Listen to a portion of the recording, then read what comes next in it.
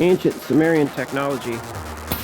Boom! Got the supervisor out here helping today. Through here, into the fuse box. Okay, now what?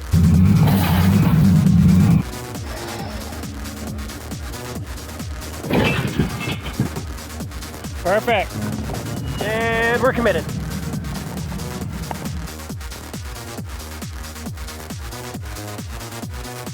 So I'm taking some time here to address some cooling system things I've always wanted to do. And now we went up to the mountains, driving around in 4 low in second gear, doing about 4 miles an hour or so, creeping up some 16 to 18% grades in the snow, probably about 8 to 12 inches, kind of slushy, not fresh.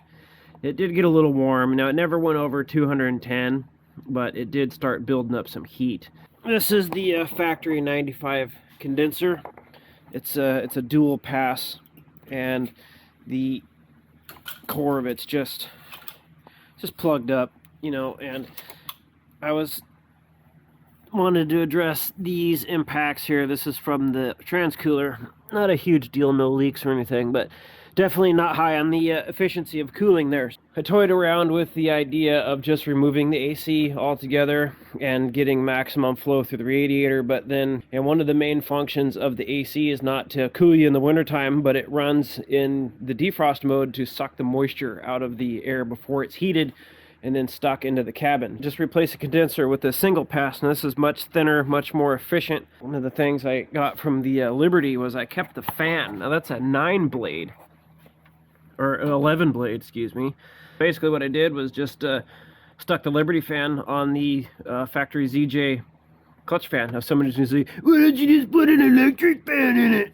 Well, I mean, if I wanted an electric fan, I would have done that. Put a new belt on it while I was in there, because these things are kind of a pain in the ass to do a belt on, especially with that fan being much wider than the factory ZJ fan. Now this is what the factory fan looks like. The plastic one also saved about, I don't know, with my calibrated hand, I'd say 50% of the weight. So a little bit more efficient, more cooling, less weight, more efficient, all better. I already had the power steering cooler in here. I also have something that I've been hoarding for about 10 years, an oil cooler. And I think since my oil filter is, the adapter housing O-ring is leaking, I got to take that off anyway, so I figured I might as well throw that on.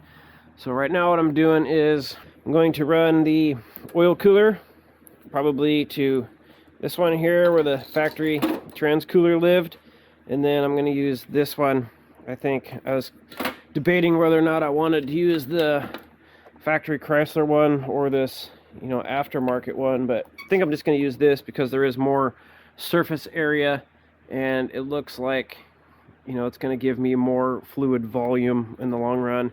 And if not, then I can just change it. I'm going to route these oil lines.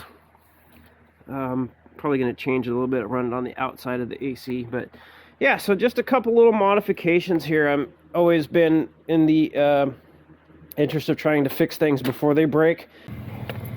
So, car's been sitting out here running for about, I don't know, 15 minutes or so. Coolant temp is up where it's supposed to be. Oil pressure is still good.